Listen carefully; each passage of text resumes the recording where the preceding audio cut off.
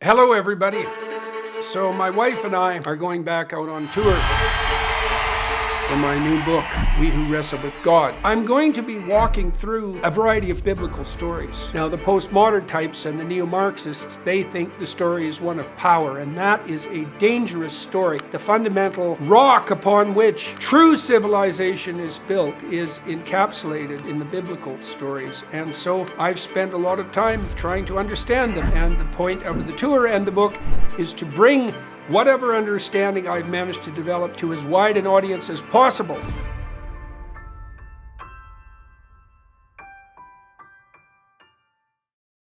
There was no words. It was a glare. It was this reddening of the face. It was the exhalation of his voice. And I stood there and I said, you know what, Justin, and I was stopped in my tracks with the glare, the huff. He got up out of his seat and he just stormed out of the room.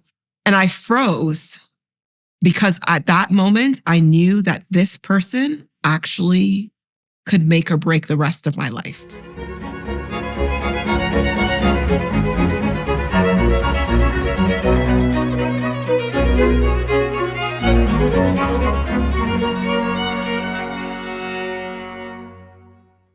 Hello, everyone. Canadians have benefited from or suffered under the rule of Justin Trudeau for a substantial amount of time now. And during that time, his administration, his government has been plagued by a number of scandals, some greater and some lesser. One of the more unreported scandals has to do with the sequential departure of some of the more powerful and opinionated figures in his cabinet and his government, including many of the women that he so triumphantly appointed to his cabinet, founded on the idea of equity in 2015. I've reached out to many of the people who've abandoned his ship, you might say, on the Liberal side to talk, to find out what it was like working with Justin, with Prime Minister Trudeau. And generally, they've refused to talk to me. Not impolitely or anything like that, but it just hasn't been successful. But today it was successful because I got to talk to Celina Caesar-Chavannes, who was elected in the riding of Whitby in 2015, who left her own business, divested herself of her own business to do so, and then was appointed Parliamentary Secretary. And she told us what it was like. She worked very closely with Trudeau, or in principle very closely. The story is much more complicated than that, for about 4 years until she decided that, to put it bluntly, she'd had more than enough, as you will discover if you attend to this podcast, which I would highly recommend, particularly if you're Canadian. It is devastating, really. It's a shocking interview, I would say. It's an emotional interview. She's very articulate. She's very careful. She's very forthright and revealing, much more so than I might have expected. And the picture she paints is not a pretty one. Seriously, not a pretty one. And everyone who has the opportunity should listen to this if they're citizens in Canada, because you need to know just exactly who it is that's running the show. So join us and find out. So, Celina, we'll start, I think, by just giving people an overview, if you would, about what role you played with the Trudeau Liberals, and expand on that, if you would, a bit, so that people who are listening from other countries have a more comprehensive idea of how the Canadian federal system works, so the electoral system. Yeah, so I was elected in 2015, and I should say before that, the member of parliament in which my riding or my jurisdiction, my town is, passed away. He was a former federal minister, really well-liked individual. So in 2014, that happened. And as you would run in any other election, a by-election was triggered at that time, and I lost the by-election. When that happened, of course, the next time to run was the general election. And a general election in Canada runs pretty much as any other democracy. You are voting for the person in your riding. You're not like the United States where you vote directly for the prime minister or directly for the president. You vote for the person in your particular jurisdiction. And in 2015, I ran again for the Liberals and I won that election. So I was a member of parliament for my town of Whitby that I've lived in for over a dozen years, and then immediately was appointed to Parliamentary Secretary to the Prime Minister. And basically, the Parliamentary Secretary is, I would say, like the right hand of the Prime Minister. If the Prime Minister goes left, you go right, he goes north, you go south. And it's really a tag team role when you're appointed to that position. So what had attracted you first to political life, and then more specifically, why did you decide to stand for office under the rubric of the Liberals rather? So for everyone watching and listening, Canada really has, for all intents and purposes, three main political parties. There's Liberals, who usually govern Canada, and they're a centrist party. You have the Conservatives, they're a center-right party, and you have the New Democrats, and they're a center-left party. There's some fringe parties, but we'll leave them out of this discussion, including the separatists. So you decided to run for the Liberals, and of course they're in power most of the time in Canada and are currently under the leadership of Justin Trudeau. And what attracted you to the Liberals and perhaps to Mr. Trudeau as well? So I'll answer the last question first. Really, coming to Canada, being from a Caribbean background, we tended to vote a lot Liberal. My parents voted Liberal. I've always voted Liberal. So it was really more an affinity toward a party that had welcomed people from the Caribbean into Canada. It was really an affinity towards a leader who at the time was very dynamic. But I would say that getting involved in politics was for a different sort of reasoning. At the time, before entering in, I was running Canada's first ever national population study or epidemiology study on neurological conditions. And what some of your viewers or listeners might not know is that oftentimes, even in Canada, with the social safety net of healthcare, there are some challenges around people being able to access that healthcare system in a fair manner. And what we were finding with that national study, people who were looking after their loved ones with Parkinson's disease or Alzheimer's or even epilepsy or Rett syndrome on the lower end of the age continuum, they were having significant challenges looking after their loved ones. They would have to either divorce their partner. If they were making too high of an income, they would have to divorce so that their income would drop and their partner could get services, or they'd have to move from province to province to be able to get the drugs covered under a particular provincial or, for the US, a statewide formulary. And I just thought that that was unacceptable in a G7 country and wanted to get into politics, particularly to deal with those issues, to have a national brain strategy and a national senior strategy. And I thought at the time the best way to do that was through a Liberal government. I knew that the Prime Minister, the leader at the time, was very much in favor of science, of healthcare. But to be honest, the study that I was running across the country was a $15 million investment from the previous government, the Harper government. So I could have gone either way, but my affinity was more towards the Liberals at the time. And I thought that we'd be able to get a national brain strategy and a national senior strategy in place. So now you became Parliamentary Secretary how soon after you won the 2015 election? Within a couple months. So by December of 2015, I was appointed. And had you had any previous political experience at that point? Absolutely none. I didn't even take a political science course, to be honest with you. No political background. So was it a shock to find yourself in that job? I think the first shock came when I actually won the election. Yeah. I knew that I knew that I'd be able to win. I was out knocking doors. I knew sort of the machinery behind running. And so because I lost the by-election, my counterpart was obviously in Ottawa. I took advantage of that, knocked on 40,000 doors in Whitby to be able to win the general election. But it was a shock to win that because the riding or the place that I lived was very conservative. The provincial counterpart was conservative. The former federal minister was conservative. And so it's like a Republican sort of hotspot. And so I was very shocked to win that election. But I knew people trusted me at the door. And when they said, Celina, when you get in there, politics is going to change you. I looked back, I looked them dead in the eye and I said, watch me. I will make sure that I stay true to who I am. So the first shock was actually getting in the door. Becoming parliamentary secretary to the prime minister, not necessarily a shock to me. I knew although I didn't have the political experience, I knew I had the smarts to do it. I knew that I had the capability.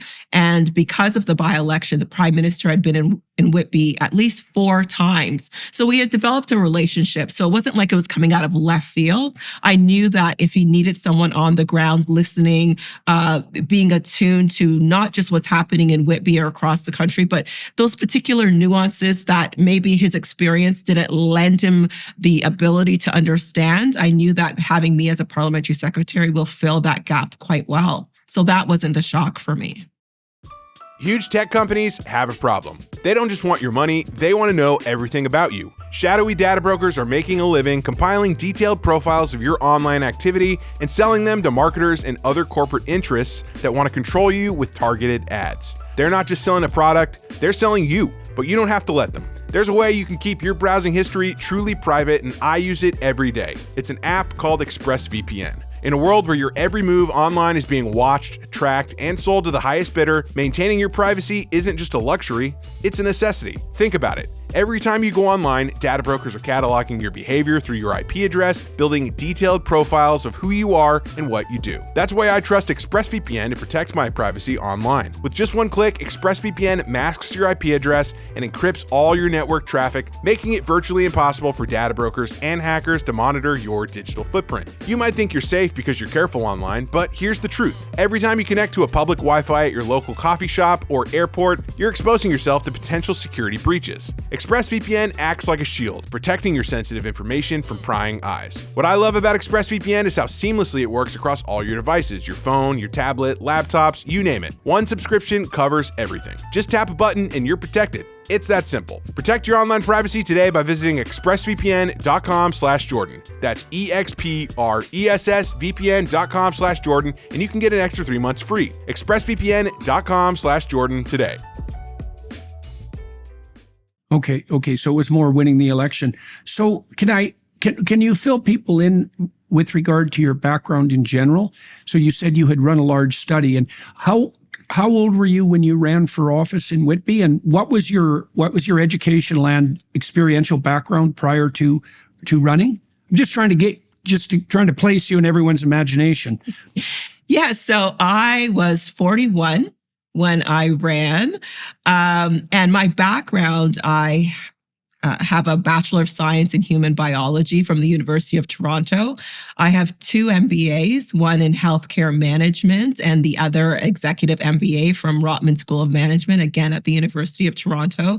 And really ran a very successful research-based healthcare management firm running pharmaceutical clinical trials, adjudication processes for research firms, and mainly around neurological conditions. So most of my career in business was running research, but particularly around the brain.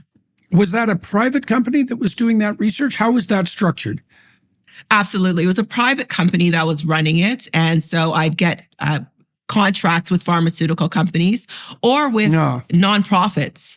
like working with Parkinson's Society Canada or Alzheimer's Society, helping them run their adjudication processes, or partnering even with the government of Canada in that last large study that I did, running their national epidemiology study. So it was a private firm that I ran for over 10 years, award-winning firm, and did that quite successfully for the time, but it was really focused on the first love of my life, which was the brain.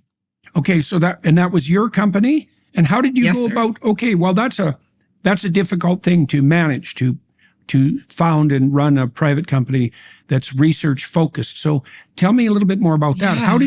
How did you have the idea? And actually, how did you manage that on the business side? Because that it seems to me that's a rare thing to do. So Absolutely. yeah. Absolutely. So tell me about that.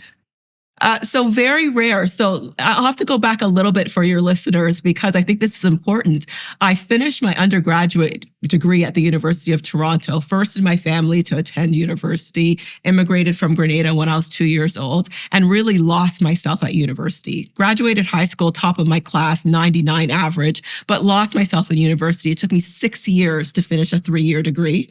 Graduated with a 1.58 GPA. Jordan, if you can imagine how hard you have to work outside of school to get a 1.58 in school. I was wanting to be a neurosurgeon. Obviously, you can't apply to medical school with a 1.58 GPA, and was lost for 2 years. I ended up working as a forklift operator in a factory for a couple of years. And then I realized, you know what? The university gave me the piece of paper and they didn't put my GPA on it. So I went back, I did an undergraduate research course, 4th-year course, ended up getting an A in that, fell in love with research, working on nutrition and Alzheimer's disease, and then just started to work my way up, worked at the TAN's Neuroscience building as a research coordinator. And then I decided, well, I could be a research manager. Let me do my MBA, become a research manager and see what happens with that. And of course, the juxtaposition with that is you can't get the research management job if you don't have enough experience, and you can't get the experience without the job. By that time, I had 2 kids. We were living in this red down basement apartment, basically dumpster diving for our furniture. And I realized that life wasn't going to keep me down that way. So I started a company because I knew working in research that the most valuable asset to any of the principal investigators I was working with was a good, solid research coordinator. So I decided that maybe I could use that as a launch pad as a freelance research coordinator. And I started that for a little while until the first pharmaceutical company called me and said, we have a clinical trial for a pediatric epilepsy clinical trial. Can you find us some principal investigators? And of course, when you're down and out and you're trying your best to get your family out of a situation, the first thing that I said was absolutely. But finding a pediatric neuropsychologist to run a clinical trial in Toronto was like trying to find a needle in a haystack. But with grit and determination, I found 3 of them for that company. And the first paycheck I got with Resolve Research Solutions, which was the name of my company, was a down payment to my first home. I'm a hustler. I know how to work hard. I really studied with that MBA, used that MBA to create the blueprint for a company that ended up being very successful. And I think finding a niche market of being able to be a site management organization for pharmaceutical companies, probably one of the first in Canada, was something that was unheard of. And it happened to be something that I knew how to do very well because I knew, while I didn't know everything about the brain at the time, I knew how to run a successful business. And that's something that my principal investigators didn't know how to do. They knew how to see patients, they knew how to run the trial, but they didn't know the business of the trial, and I handled that for them. And when did you start that business? I started in 2005. 2005. So, okay. So by the time you won your seat, you'd run a successful business, a successful and growing business for 10 years. For about 10 years. How yeah. successful did it become? Oh, it was actually pretty good. Not to boast, but I won the Black Business and Professional Association Harry Jo Award for Young Entrepreneur, and in 2012 won the Toronto Board of Trade Entrepreneur of the Year Award. With the company, it grew quite successfully to the point where I was running or co-chairing with the Public Health Agency of Canada national epidemiology studies. So I think the success may have been measured in sort of dollars and cents, but I think the impact that I had within the industry, focusing on research, focusing on a market where oftentimes you don't see people like me running, you don't see women in that particular field. I was doing it and doing it successfully and having impact, not just for the physicians that I work with, but for the patients that we serve that were walking through the door. So what did you do with your business once you ran for office? Yeah. So as parliamentary secretary to a prime minister, you have to, some of us had to divest. Some of us didn't divest from everything, but I was naive enough to follow the rules, and I divested from the company, and really had to start from scratch once I left politics again. Okay, well, let's dive into that then. So, Tell me the story of your experience as parliamentary secretary, and tell everyone what you learned and what happened. How long did you serve under Trudeau in the government? 4 years. Not even 4 years, because in March of 2019, I stepped out of the Liberal fold and sat as an independent towards the end. Even though I had a few months left, I stepped down. But for about 3.5 years, I stayed within the Liberal fold. Okay, well, then why don't you just start at the beginning? Just start at the beginning and tell me exactly what happened. Yeah, so I mean, it's a very interesting story because at the beginning, of course, I think with a lot of Canadians, we had a majority, went from, a couple dozen seats in the legislature to over 180 seats, a majority government. There was a lot of excitement, very much sunny ways, really excited about having that change of government within Canada. And it was an exciting time. It was an exciting time to be appointed parliamentary secretary. It was an exciting time to be a member of parliament. I knew I'd be able to represent the people that I served very well. But of course, being a business person, I wanted to also make sure that I was holding myself accountable. So as parliamentary secretary, as we've discussed before, I really wanted to make sure we had a national brain strategy, because I knew the research. For every dollar you invest in brain research, you get a $4 return, either with savings of people's lives, helping people to be able to return to work, often caregivers. There was a 4-to-1 return. So I really wanted a national brain strategy. And I wanted to take care of the people that I knew were hurting the most, often women who are caregivers for people who are really struggling with neurological diseases or neurodegenerative conditions. So that for me was critically important. I drew up the plans with timelines and milestones and accountability metrics. I presented this framework on, I think, January of 2016.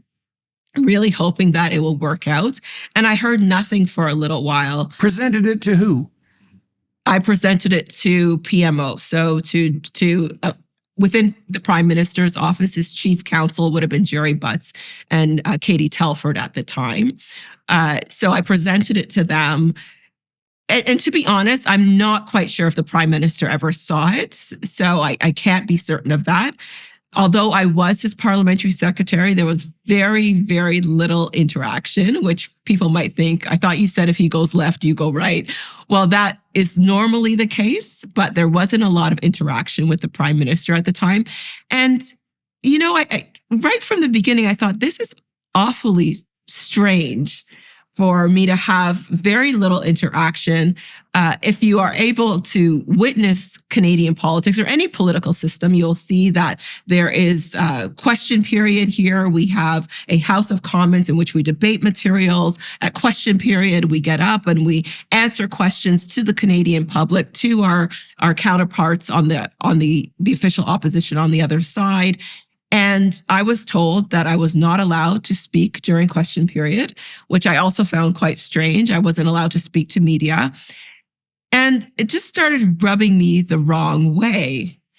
And so I just continued because I'm new. And for people who are listening, and I'm not sure if this is going to bear weight, but to me, it bared a lot of weight, knowing that during the 42nd Parliament, between 2015 and 2019, I was the only Black female elected in the 42nd Canadian Parliament.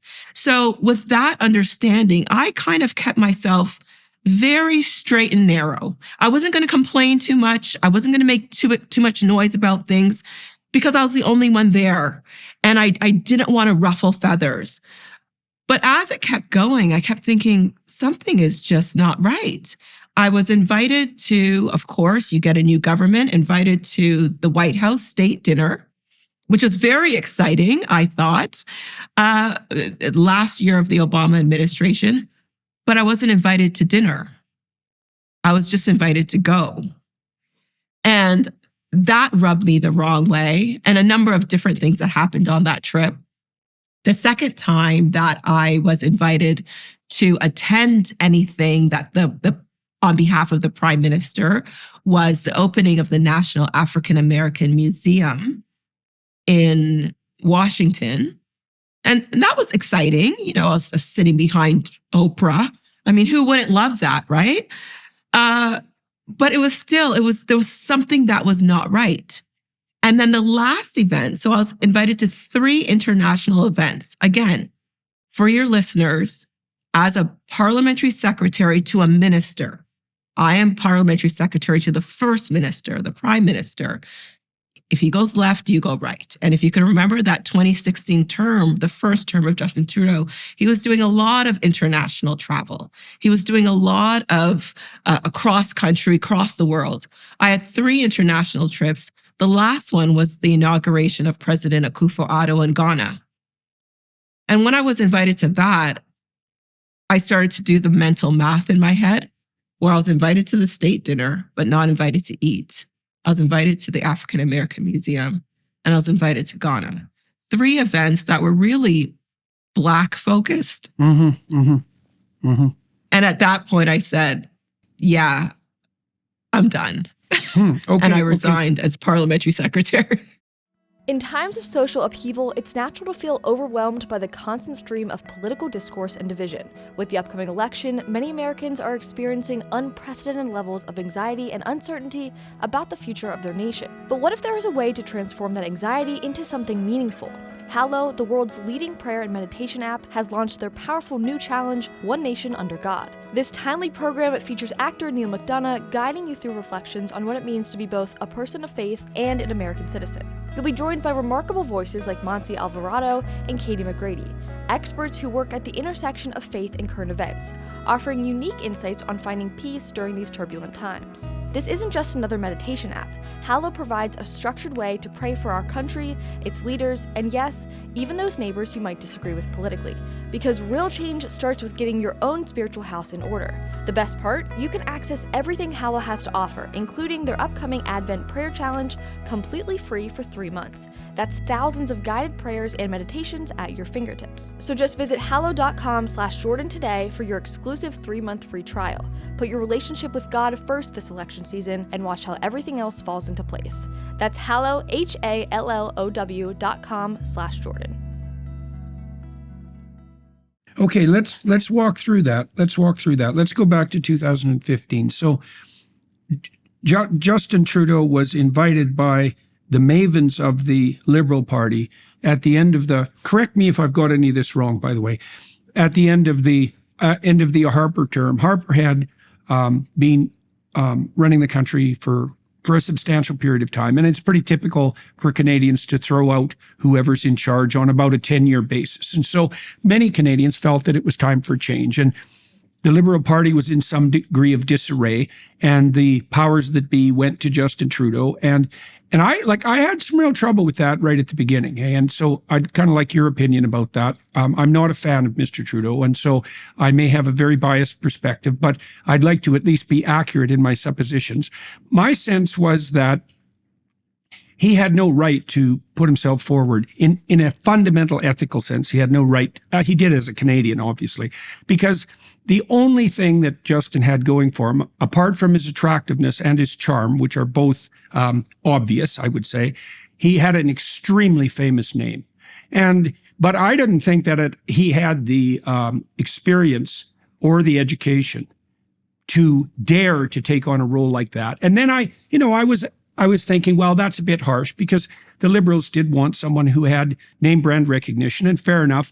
And he could have come to office and surrounded himself with real experts and learned like mad carefully, and perhaps, had he had the ability, became a stellar leader over some period of time. Although I didn't see much evidence of that either. So, and then he came out with this Sunny Ways campaign, and I think that really did capitalize on his charm and very effectively. And there was an optimistic mood in Canada at that point with regard to the possibilities of the new leadership. So you were also swept up, and that was reminiscent to me. I was quite young when his father first came to power, but there was a wave of Trudeau mania across the country because Pierre Trudeau Sr., obviously, was very charismatic and had that celebrity-like effect on the Canadian public that his son did. Okay, so now that's 2015, and Trudeau comes to power, and everybody's looking forward to having that happen. That's when you become Parliamentary Secretary. Now, you had let's say, a detailed plan for something that was quite practical and quite novel on the neuroscience side, let's say, and you produced a plan and you put it forward to Jerry Butts, and you mentioned someone else at that point. Katie Telford. Right. And as far as you could tell, that was rejected out of hand, and you don't believe perhaps that it even got to Trudeau's desk. And although you were Parliamentary Secretary, you didn't have a close relationship with him.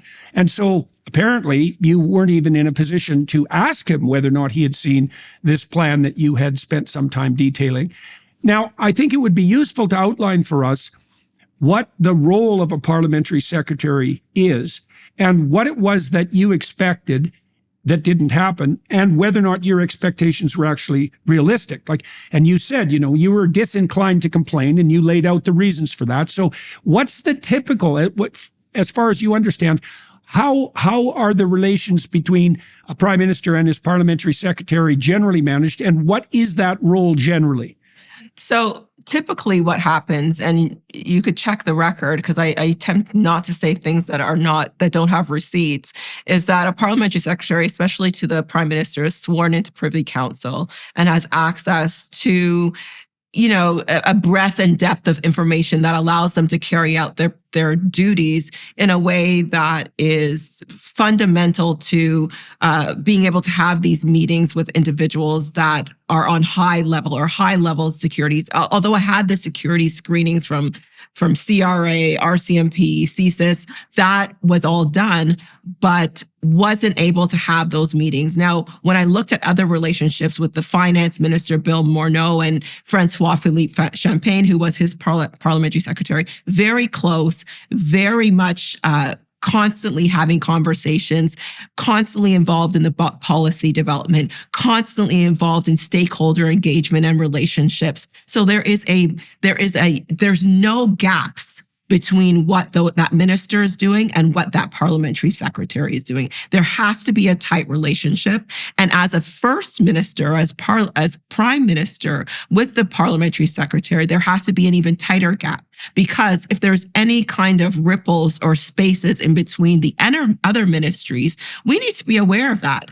We need to run a tight ship. We have a lot to do on the agenda. So making sure that you have someone that's not only competent, but has their ears to the ground, they know what is happening, is what I thought would be the relationship that I had. And I would say that maybe, I don't want to mislead anyone, maybe it was my fault that relationship didn't go as well. The first meeting that I had with the Prime Minister was in December of 2015. And of course, everybody remembers that during that first administration, he had a 50-50 cabinet. And he came out and said, that this is the cabinet because it's 2015. Not because the people had merit, not because, I have an excellent lineup.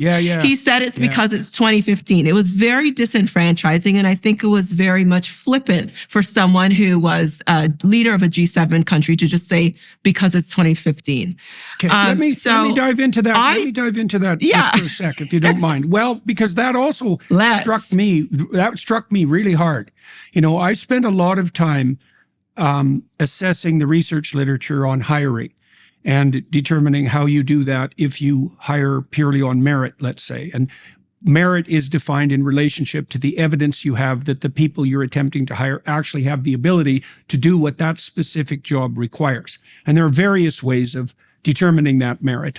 You do a job analysis to find out what the job actually entails, and then you go through the person's history and you see if they have the experience and the raw ability. Okay, so now when Trudeau announced that 50-50 cabinet, because it was 2015, I thought something quite similar to what you thought. I thought first, hey, that's pretty damn flippant. And I thought second, you've done something there that's really not good, because only 25% of the members of the House of Commons were female. And that means you've reduced your applicant pool a priori by half. And so there's no way that you pulled the most, statistically speaking, purely, there's no possible way that you screened and pulled in the most qualified people into your cabinet.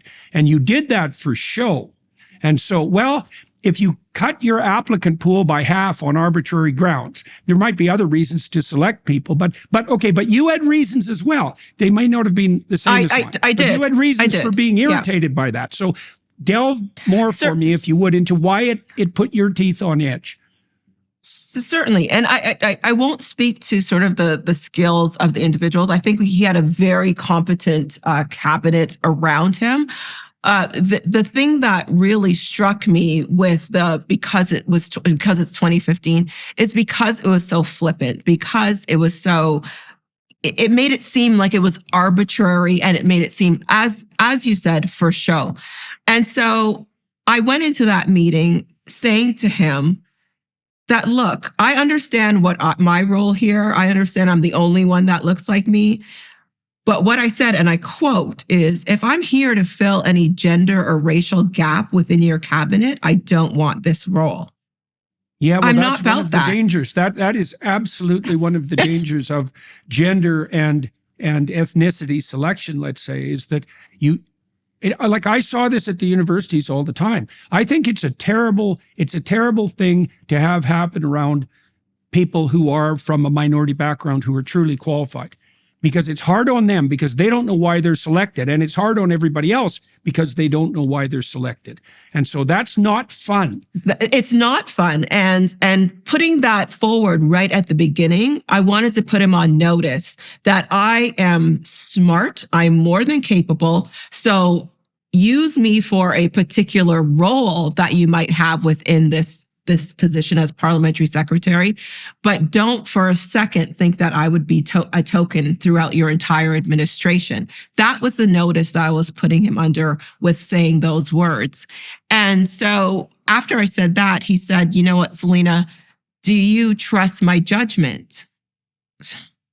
Dude, I met you like 5 minutes ago. So I said, no, I don't trust your judgment. I have no reason to. I've been married to my partner for 17 years. I hardly trust his judgment most days. But I mean, I have to build a relationship with someone. I'm not going to lie to you and say that I trust your judgment. And I realized at that moment that the tension in the room got a little awkward. And why? Okay, let's take that apart, because so you take that apart. Okay, I'm doing my whole PhD on this. Well, for sure. So look, you had some reason to be apprehensive. Two reasons, right? The first reason you lined out. One is because of the statements that Trudeau made about the composition of his cabinet and how he made that. And then second, because you were the only Black woman in the entire House of Commons. And so the combination of those two things made it reasonable for you to wonder just what was going on and to make a statement. Now, if I was going to play the devil's advocate, I'd say, maybe, and I'm not saying that this is right, but because I really do want to go into this. So I want to do it in the most in the harshest way possible so we get it straight. You might say, and I think you kind of alluded to this, given that you said that perhaps you put your foot forward wrong the first meeting.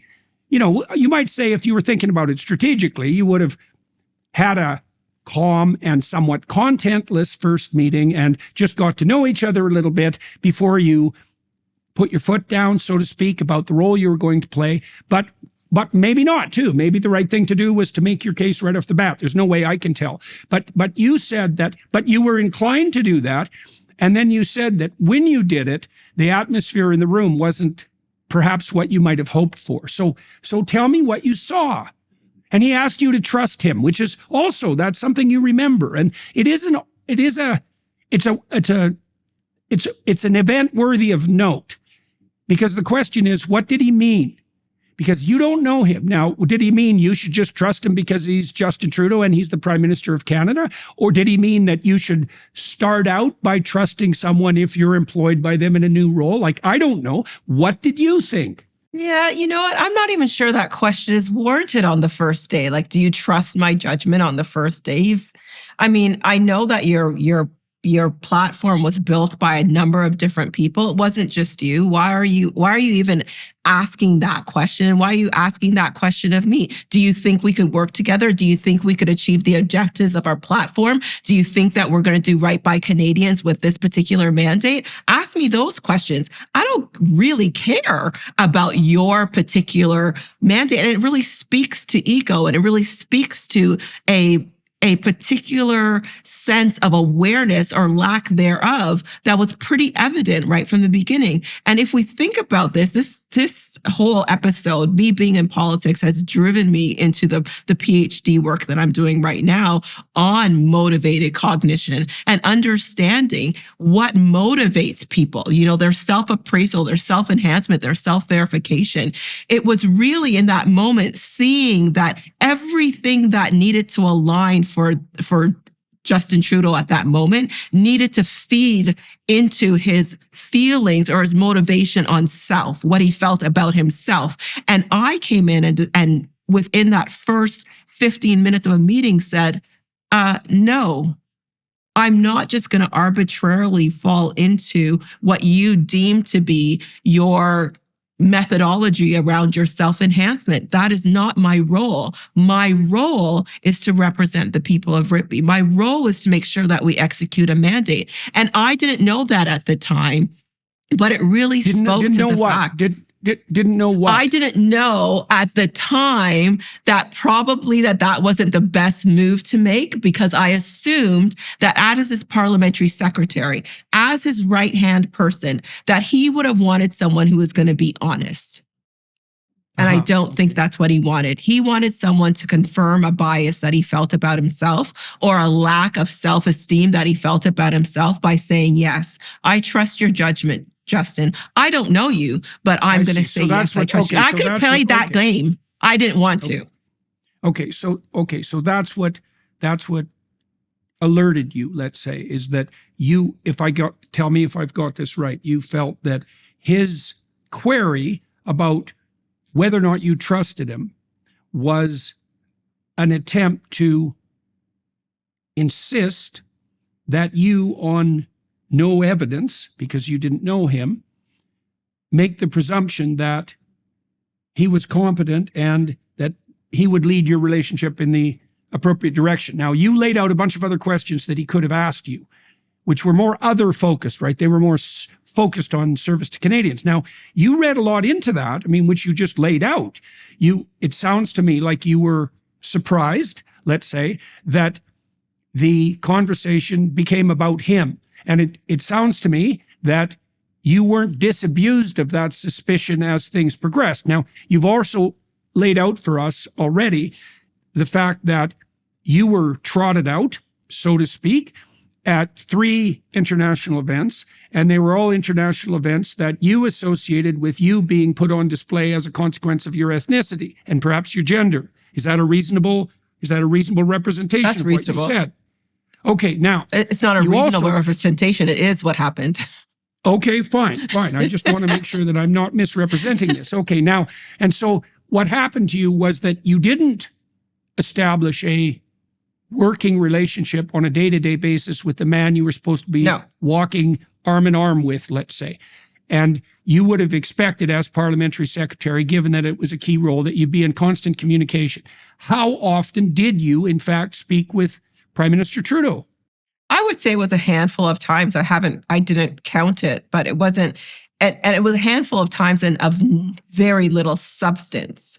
We didn't have any substantial meetings where we were talking about policy or anything else. It was kind of in passing, yes.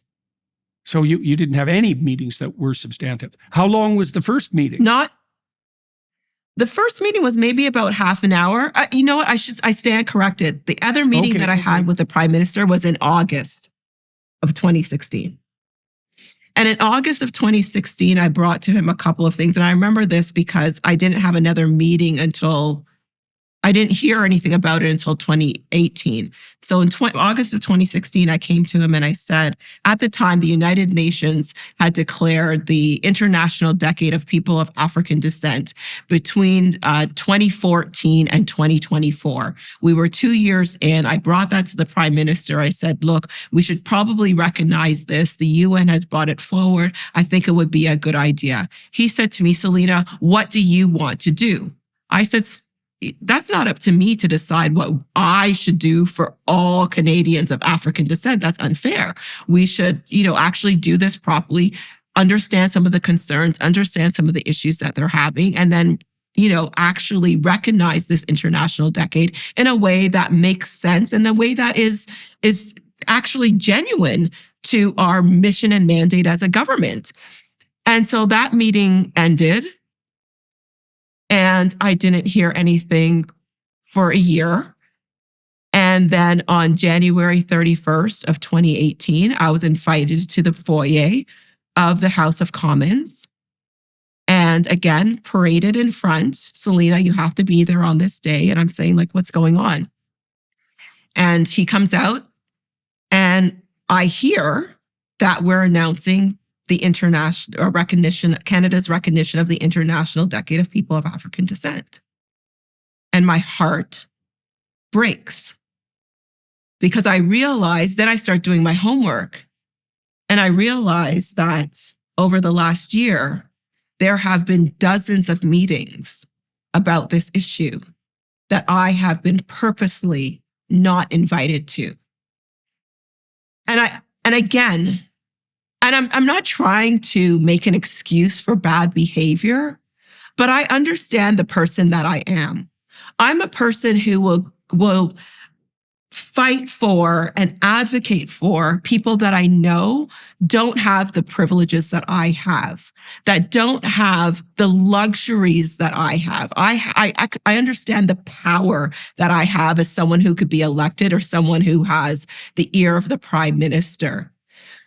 At the same time, to be so disenfranchised from an individual because I am outspoken, because I advocate, because I put the people that I serve ahead of me, because I'm not willing to just take some garbage that you decide to put forward as policy and not interrogate it, that is not my role. It is not my job. And from that moment, I knew that within that particular party, within that system, I actually thought that staying in there would have killed me before it actually did anything else. It made me really feel like I had to become smaller and smaller, and it wasn't who I was. Let's talk about something that keeps business leaders up at night: security compliance. In today's digital landscape, building your company's trust isn't just good practice, it's essential for survival. Getting certified for standards like ISO 27001, SOC 2, and GDPR, that process can drain your resources faster than a leaky pipeline. Enter Vanta, the intelligence automation platform that's revolutionizing how companies handle security compliance. Think of it as your company's security command center, powered by AI to do all the heavy lifting for you. What makes Vanta special is how it transforms complex compliance processes into streamlined workflows. Their AI-powered system automates those tedious security questionnaires and creates a professional trust center to show your customers exactly how seriously you take their data privacy. This isn't theoretical. Over 8,000 forward-thinking companies rely on Vanta to manage their security compliance in real time. They're saving countless hours and resources while building invaluable trust with their customers. Are you ready to elevate your company's security game? Visit Vanta.com/Jordan today and get $1,000 off your subscription. That's Vanta.com/Jordan for $1,000 off. Let's walk through this. Okay, so you got elected. That was quite unlikely. You had had a successful business career, and you were in somewhat of a unique position in the House of Commons. And so you had every reason to assume that, well, that you had quite a stellar opportunity and a heavy responsibility in front of you. And you had a meeting with Prime Minister Trudeau, and it wasn't very long. And you said some things about the kind of role that you were hoping you'd play, and the fact that you weren't particularly interested in playing a token role, let's say, and that didn't go in a stellar manner. And he made some reference to his own, what would you say, wishes in that regard.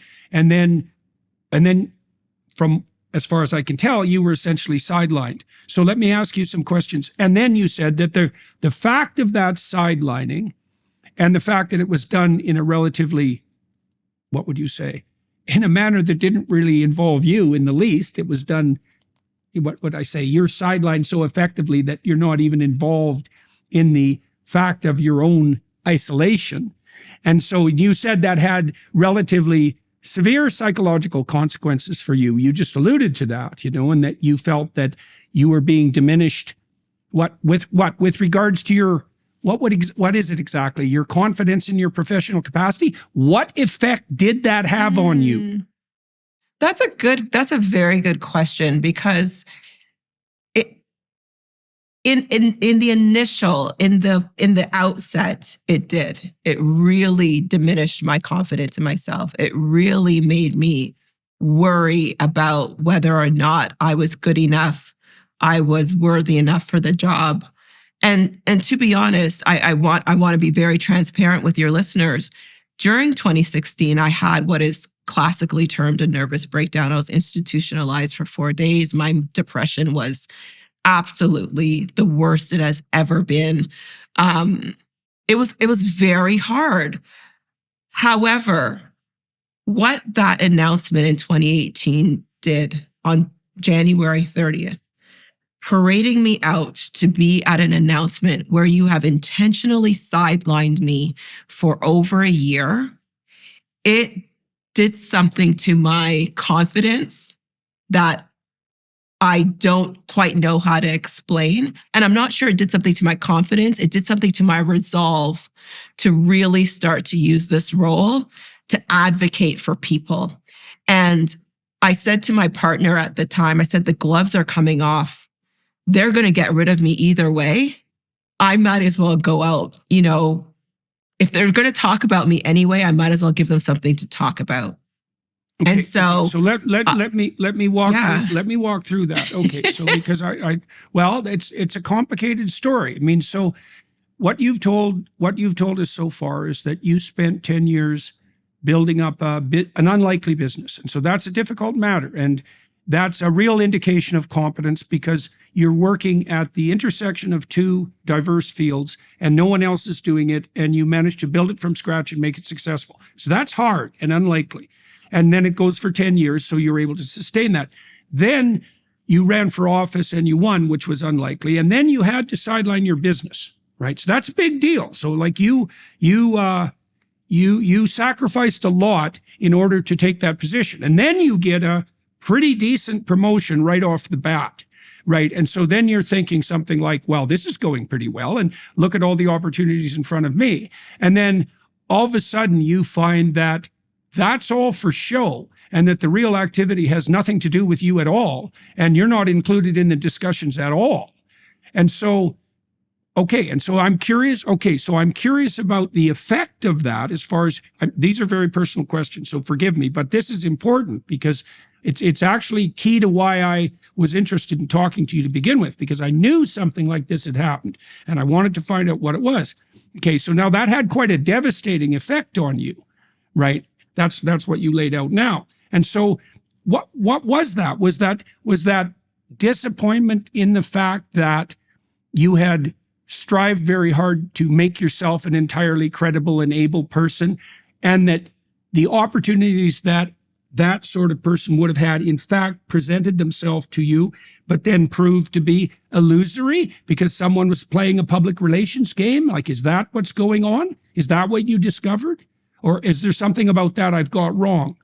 Yeah, no, I think you got it absolutely right. I think that and again, looking at the literature around this post appointment, looking at, how tokenism can be very disenfranchising, how it could be very dehumanizing.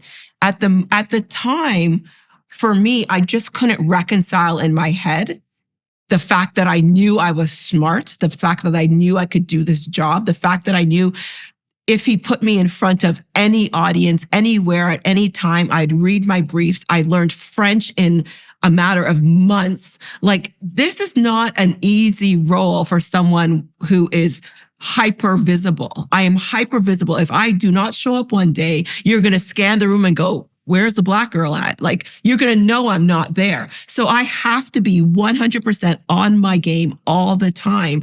And I couldn't reconcile the fact that I am 100% ready for this. I'm not allowed to speak to media. I'm not allowed to speak in the House. I'm not being sent anywhere. And what kind of trick does that play on your mind? How does that, if we want to call it social identity threat, or we want to call it any other of the terms that we use in cognitive research, what does that do to the mind of a person when they know that the only thing that they're there for is like, oh my God, look at this, I'm Black. And oh my God, look at these, I'm a woman.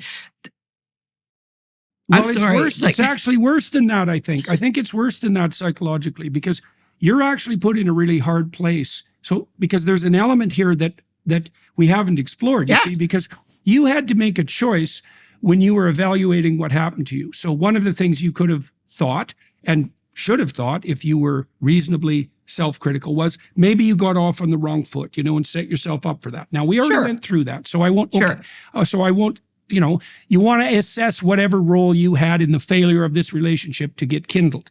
But the other thing you had to understand here that is also a crisis of faith is that you're dealing with someone who's the elected leader of a major country.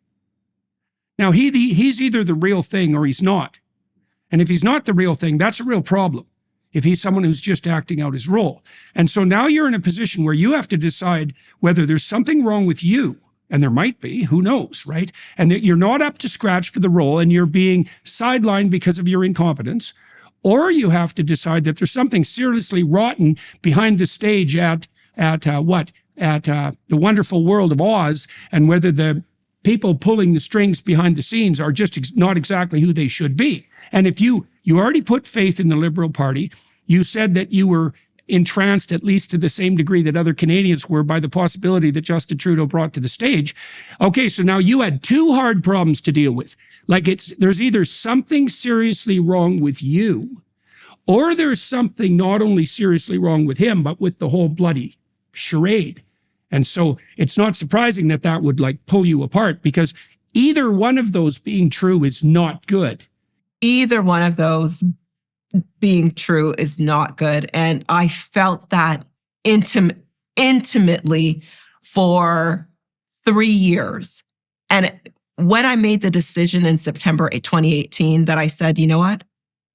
I am not dying here. It came to the point where I actually kept saying to myself, I am not dying here. This cognitive dissonance that exists internally compared to my external reality is so bizarre to me that when I started to question my own abilities, I mean, I know exactly what I'm capable of. I didn't get to Parliamentary Secretary of a Prime Minister as a woman, as a Black woman, as whatever identity you want to call me, because I'm stupid. I didn't get there because I don't have grit. I didn't get there because I'm not tenacious. I got there because I have all those things and then some. And that's not being boastful or anything. That's just reality. You don't get to How long did it take you to navigate figure that these out? systems like that. Okay, so you had this crisis, you said, and it really like knocked you for a loop. How long did it take you to convince yourself that those things that you now know to be true? How long did it take yourself to How long did it take you to convince yourself that you weren't the what would you say? You weren't the problem here, let's say. And how did you manage to convince yourself of that? Well, that's a hard thing to do. And obviously you're going to have to do that to crawl out of the hole that you were in. What process did you go through to regain your confidence? And then tell us what happened. So let me go back to the by-election, because I told you I lost the by-election, right? And I did the exact same thing that I did at the by-election as I did in 2017. And I figured out why I lost. Self-awareness is a heck of a thing. You have to figure out how you got yourself into whatever position that you're in. Not what Justin Trudeau did, not what anybody else did. What did you do, Celina, to lose that election or to get into this position where you're having such a hard time that you're hospitalized for 4 days? And so I really had to to shift my thinking and just remember actually who I was and remember the why I was there and the how I got there, which I think people often forget in these kinds of circumstances, because I could have stayed beating myself up and then exited politics and nobody would have been the wiser. But I remembered how I got there and why I was there. And both of those reasons had to do with the people that I served. I got there because the people that I served in Whitby elected me and put their faith in me, and I was there to make sure that I didn't let them down. And so with those two things in mind, I realized that my boss probably wasn't as the person that they thought was my boss, Trudeau. That wasn't my boss. My boss were the people of Whitby. And then with that switch in mind, it became very easy to not placate to the puppet master behind the wall at Oz. It became very easy for me to stay true to the people that I served, and it wasn't him. Okay, so two questions, then we'll go in two directions from that. The first question is, like, who is running the show as far as you're concerned in the Trudeau government, or who was then? And maybe it's Trudeau, but maybe it isn't. And so I'm curious about that. I mean, I've heard from other people that I've talked to that he is markedly absent during discussions of ideational significance, let's say. He's not particularly interested in policy. He's not interested in the details of governing. Now, I don't know that to be true. And so that's part of the reason I wanted to talk to you. And then I also want to know, once you realized who you were actually responsible to, which is a very good realization, right, in a democratic system, to remember that. And I can understand perfectly well why you would have forgotten that, given the glamour and glitter in the dawning days and your relative inexperience. Okay, so then once you came to that realization, what changed and what changed? What did you start doing differently and what happened? So let's do the first thing first. Who is running the show, or who was running the show as far as you're concerned, and what did that mean? Yeah. So as far as running the show, I think most people would remember, Canadians will remember that when Harper was prime minister, that people kept saying that, the prime minister's office was really centralized. All decisions were made there. Nothing changed with Trudeau. It was the central office. It was his principal secretaries, Jerry Butts, Katie Telford, that were primarily running the show. And I don't think I'm the only one that would say this. I would think that, Bill Morneau left, said the same thing. Others have left and said the same thing. So this is not a Celina-ized perspective. This is something that I witnessed and I think is actually true. When it comes to, after the incident with Jody Wilson-Raybould, when Jerry Butts stepped down, I thought he was the only adult in the room. And when he stepped down, it became very apparent that things were going to get a lot worse before it got a lot better. And we could talk about that later. Yeah, what happened after I made that recognition was I did things completely differently. And I still kept getting into a lot of trouble for things, but at this point, I was doing it for the right reasons. I was getting in good trouble. And oftentimes you'd be given a speech and said, here, read the speech, say what's on the speech, and don't deviate. And I'd say, forget it. I'm not saying what's on this speech. This speech has nothing to do with the people of Whitby. It has nothing to do with the people that I serve. Tell me the 3 things that you want me to say that are really important. I'll say those, but I need to make sure that I'm representing Whitby. So I'd write my own speeches. I'd make sure I'd say them in French and English because I didn't want anybody to knock me for it. And I really made sure that I wasn't doing the cookie cutter politician move where you'd see one person sends out a tweet and everybody's tweet looks exactly the same. That wasn't me. I was very clear to make sure that the people of Whitby knew that I was serving them. And if I couldn't tweak the messaging, I posted nothing. And then I think towards the end, towards especially March of 2019, I just decided that I was not going to let the actions of one person dictate how I left government. And I was not going to let Justin Trudeau continue to be presenting himself as this sunny ways, great politician when I knew that he was the emperor with no clothes on. So what did you do about that? Like, you had some famous blow-ups as you departed from the political scene. Now, this is reminiscent. You mentioned Bill Morneau and Jody Wilson-Raybould.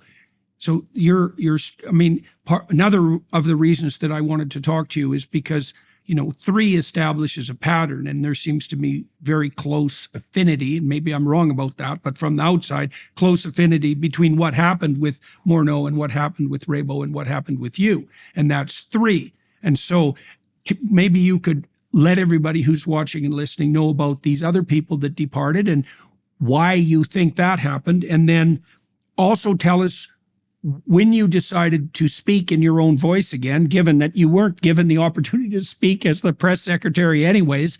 So tell us what happened with Bill Morneau and Jody Wilson-Raybould, and then also what happened to you when you started to reclaim your territory, let's say.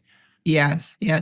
So it didn't start with us, though. I want to be very clear. Leona Alislev left way before. Decorated military person who decided to leave and cross the floor to the Conservatives really early in our mandate because she was so disenfranchised with the prime ministers. Other people left.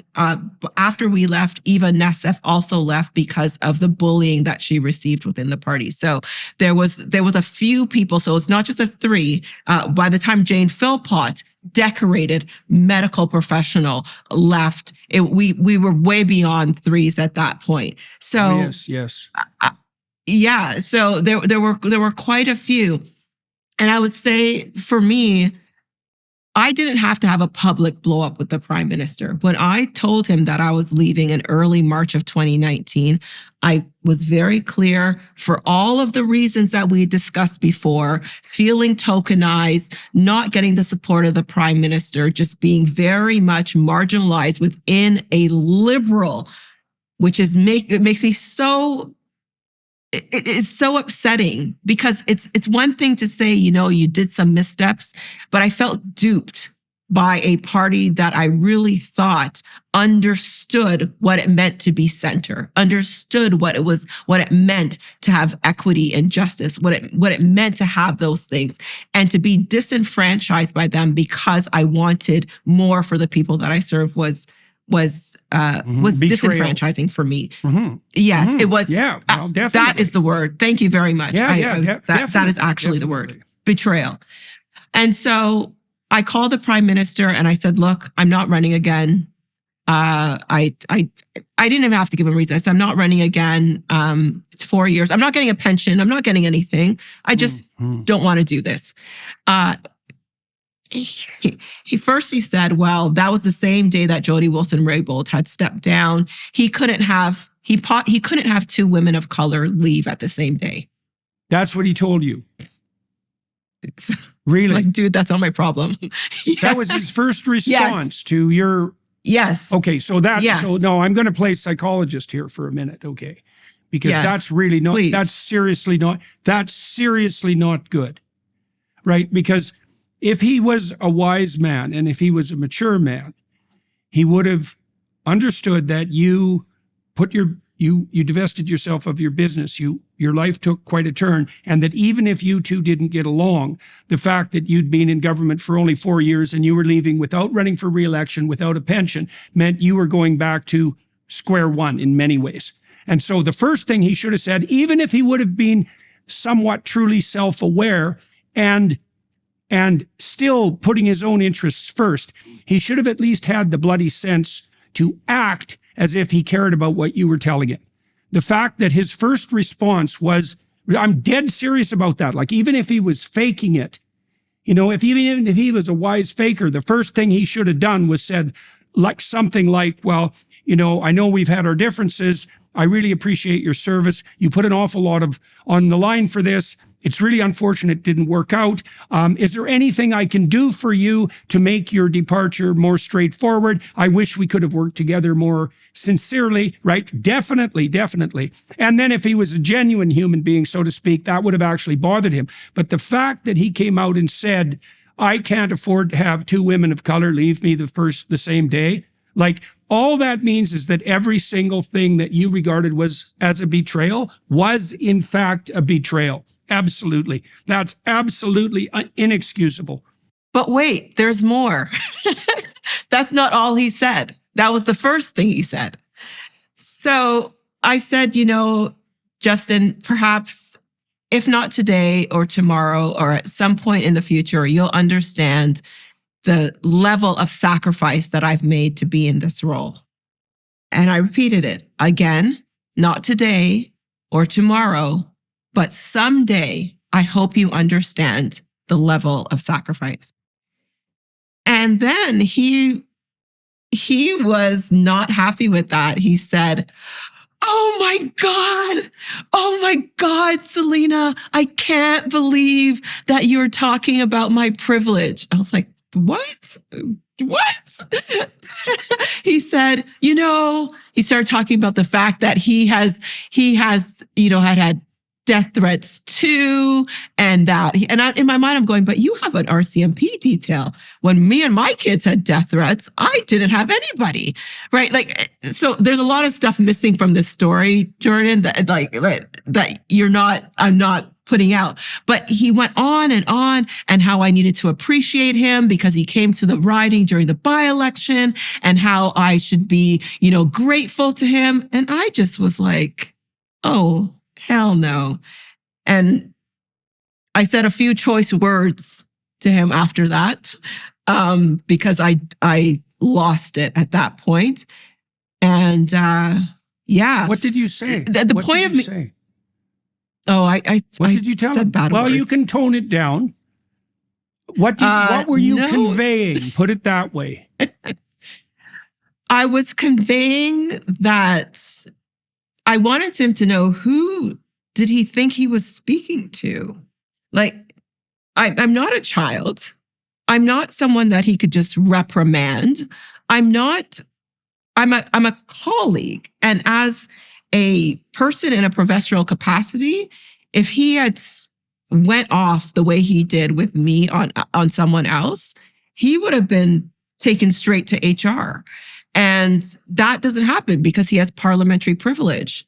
And so he's able to get away with those kinds of things. And I wanted to make him darn sure that he was not going to get away with it with me. And I knew that he called on the Prime Minister's line. And so I know that whatever I'm saying that happened in this exchange is recorded somewhere. So I told him, absolutely not. You are never going to speak to me like that again. At the same time, though, Jordan, that would have stayed completely quiet. I would have never mentioned that I had that phone call with the Prime Minister ever until the issue with Jody Wilson-Raybould came up. And go through that. Yes. And so Jody Wilson-Raybould, for those who don't know, was the first Indigenous Minister of Justice and Attorney General of Canada, decorated lawyer, really admirable, smart person. When you talk about merit, absolutely has the merit for the job. Now, whether or not you like what she did within the context of this situation is irrelevant to me. The fact that the Prime Minister's office pressured her to do something that she knew would get her possibly disbarred, and that the ethics commissioner found the Prime Minister in breach of and actually wrong for pressuring her to allow this company to pressure her in doing something with this company is quite telling. So she was actually in the right by not taking the pressure or advice of the Prime Minister. But that's not the point.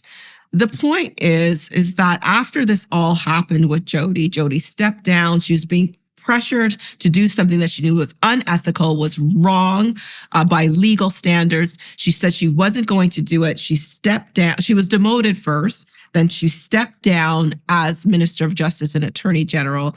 And then she was thrown out of the party, her and Jane Philpott. Jane Philpott, again, decorated medical doctor who was the Minister of Health, the President of the Treasury Board, and another ministry within our government.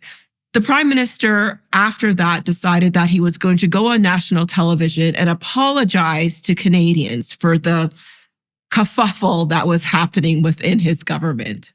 And he said the words of, and I'm going to misquote here, so we could look up the words at some point, but he said, "I want Canadians to know that my office door is open and it is available for anyone to come in, and that I treat everyone with basically kindness and respect and sunny ways." And I listened to that and I said, absolutely not.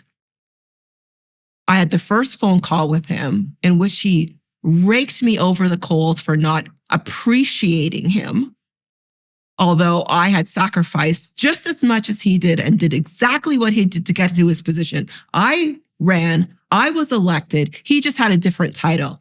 We both worked hard, but I needed to appreciate him for whatever reason, rake me over the coals for that. And then the second time I went to him, I went after that meeting and I said, I was going to go to him and say, look, you know what? We both said things we didn't mean on that phone call.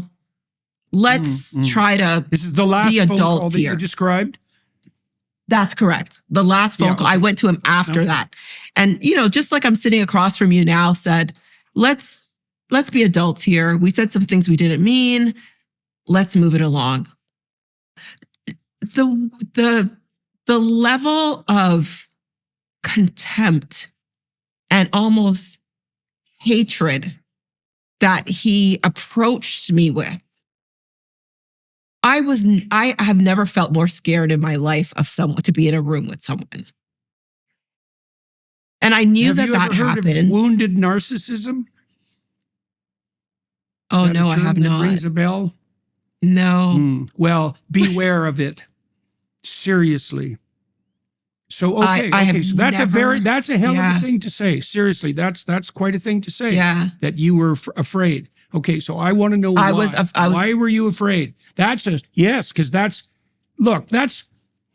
a whole different level of anything that you've revealed so far, right? The worst thing that you've really revealed so far is the last conversation that you had with him where you both lost your temper and exchanged some harsh words, right? And there was all this strangeness surrounding Raybould and Morneau at that time too. But now you go there in an attempt to, what would you say? I wouldn't say smooth over the waters, but yeah. That's right. Put some putty on it or something. Right. Well, and I mean, people get upset and they say things that are emotional, and then they can have a calm discussion about it and set things moderately right so they can go ahead.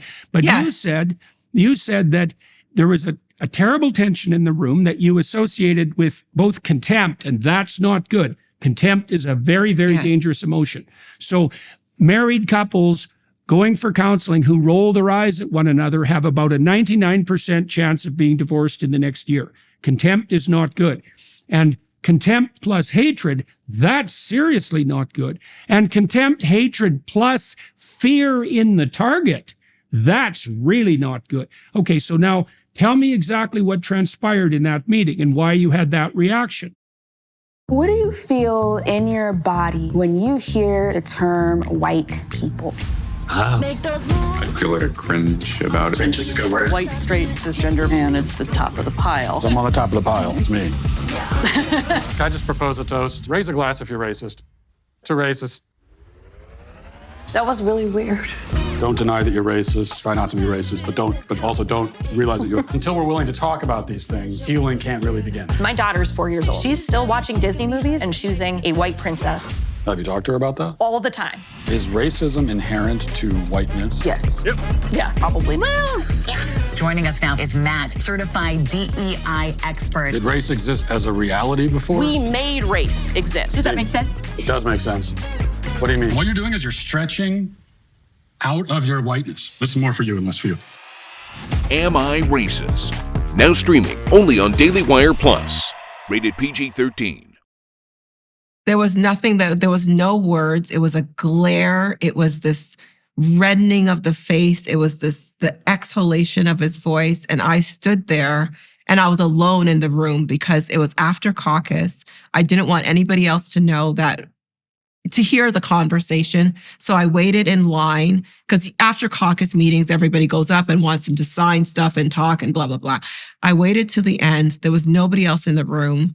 And this exchange happened and I said, you know what, Justin, and I was stopped in my tracks with the glare, the huff. And then he got up out of his seat and he just stormed out of the room. And I froze because at that moment, I knew that this person actually could make or break the rest of my life. And I was petrified of what could happen next, how it could happen, I didn't know what he would do, right? You have a name like Trudeau and you decide to blacklist Celina from ever working in Canada again. That could happen like that. It's me versus him. And I realized I had no ground to stand on. And so I went back to the chamber. I sat there for a little while and I just petrified. I didn't know what to do. He came in just before, and this was witnessed by everybody in the House of Commons. He came in, I was sitting down at my seat. He came in, crouched behind me and said, not even an attempt to say, hey, get a page, get Celina into the back room. I have something to say to her. Not come and stand in front of me, crouched behind me and said, hey, I'm sorry. And I turned around and I'm like, there were no words to express that kind of cowardice. There was no words to express how I don't even know I don't know what words to put on that behavior because I just got up and I left.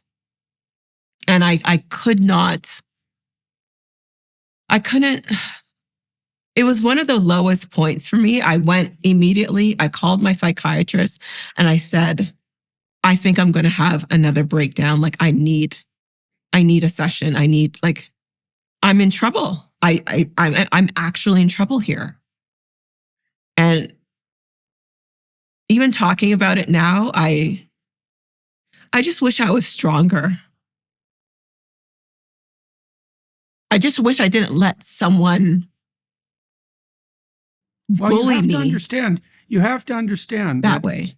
That this is not only your response to a personal situation. You have to take that in mind when you're assessing your own emotional response. At one level, you're having a very unpleasant conversation with another person. At another level, you are having a rough time with the leader of a very powerful country. Right. So, I wouldn't go out of my way to question your emotional reaction. I don't think that your response very generous. Saying that, no, I don't think so. I don't think so. I think that there's many more things happening here than the merely personal. And, you're asking yourself to respond without devastating emotion to a situation that's bearing at least 3 dimensions of severe and unexpected stress on you simultaneously. That's a lot. I think it's too much to ask. Really. So if it was just a colleague, if it was just a colleague, or even just an employer, that's one thing. But you didn't just have a colleague or an employer. You were having an exchange with a man who has an incredibly powerful familial name and who's the prime minister of a country, a big country, right? So, yeah. So it's not surprising to me that you had the response that you had, just for whatever that's worth. So let me ask you a question about this story too.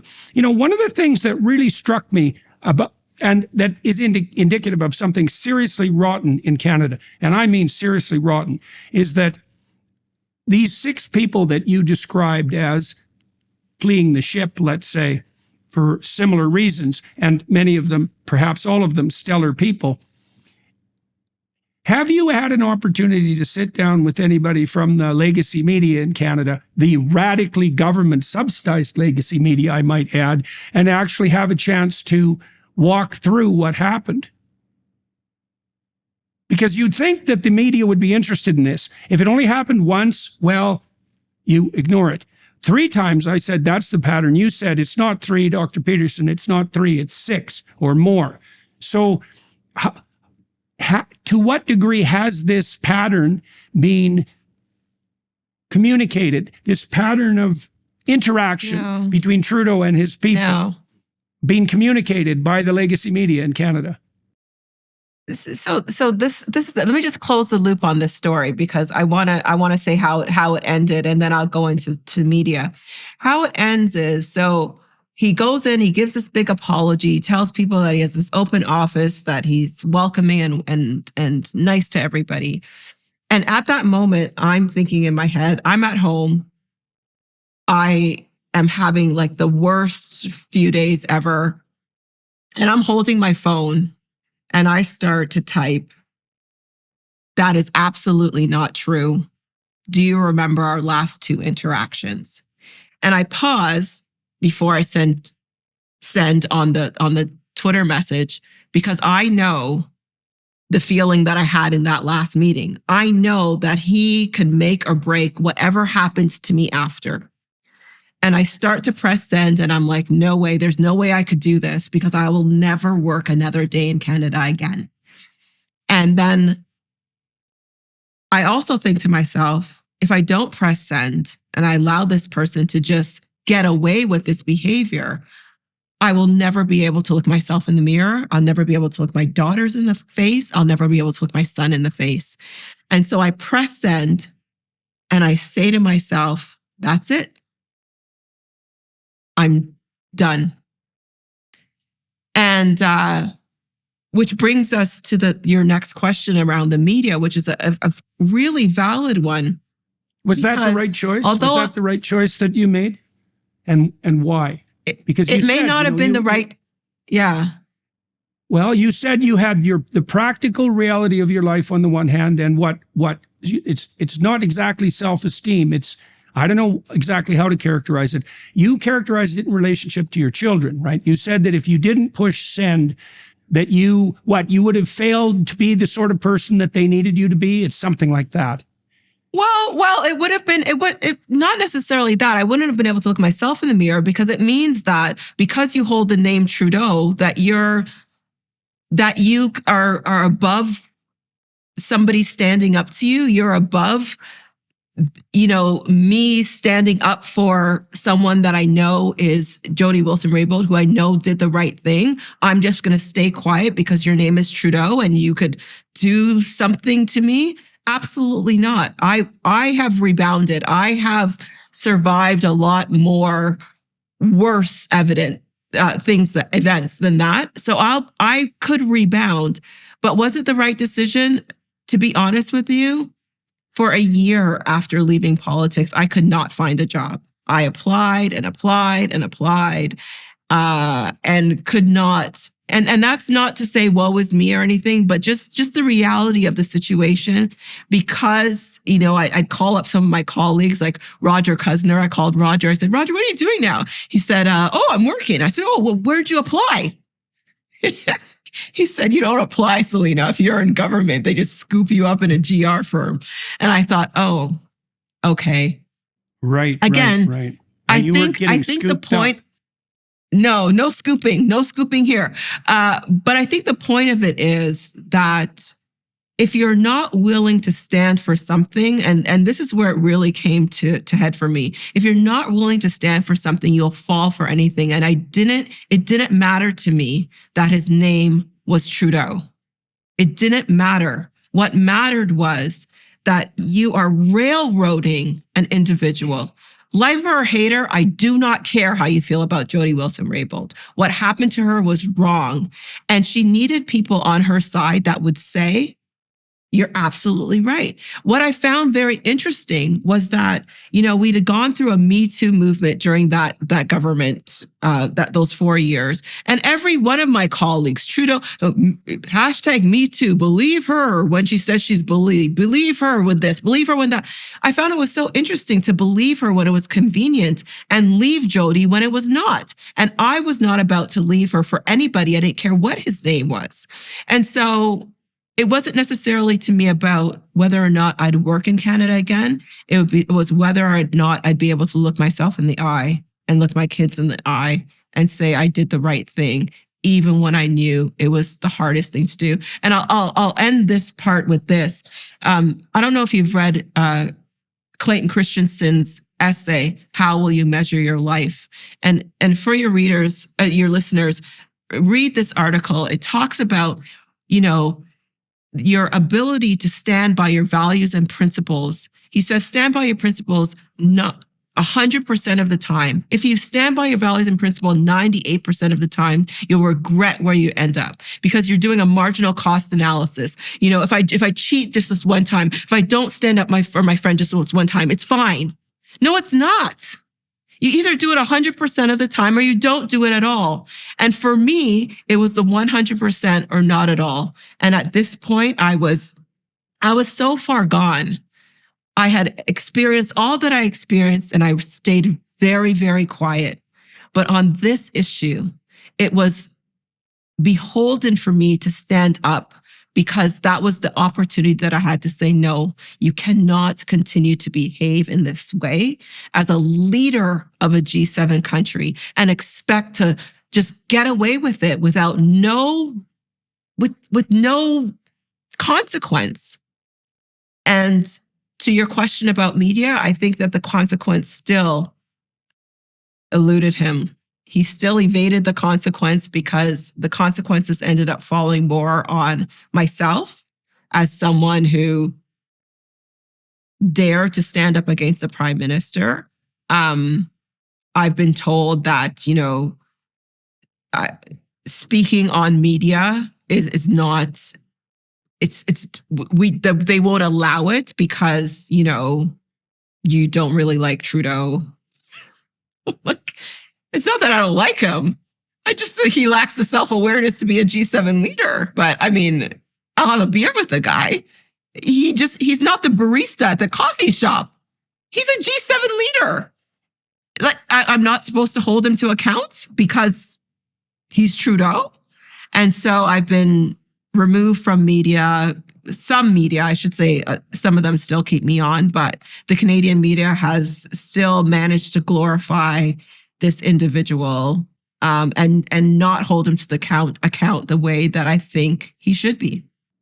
All right, Celina, I'm going to stop there. That's a very good place to stop. We're pretty much at the point we should stop. For everybody watching and listening, I'm going to continue this conversation. We haven't talked about Celina's book. Will you tell everybody the title of your book and when it was published? It's called Can You Hear Me Now? It was published in 2021, Penguin Random House. And it's not just about my political time in politics. It really goes through my whole life and gives the readers a sense as to why I'm an advocate, why I'm so strong in what I do and what I say, and why I hold fast to my principles 100% of the time. I know what it's like to feel hurt. I know what it's like to feel disenfranchised. I know what pain feels like, and I don't want other people to feel the same. So I wrote a book explaining all of my ups, downs, highs, and lows. We'll talk more about that book on the Daily Wire side, and also we'll delve a little bit more into the issues that we discussed on this side of the discussion. I want to find out how you did get back on your feet after that year of searching for work, after you had resigned as the Prime Minister's secretary. And for everybody watching and listening, join us on the Daily Wire side. Thank you very much for agreeing to do this interview today and for walking us through that relatively unpleasant and personal recounting of what was quite the demanding 3 to 5 year period. I'm very much looking forward to finishing up the story on the Daily Wire side, because I want to find out, how things did go after your job search and how you put yourself back together. And thank you very much for letting everybody know about your experiences. I think people will find it extremely interesting. I certainly did. And I'm very pleased that I know the rest of the story. So thank you very much. Thank you. Thank you so much for having me.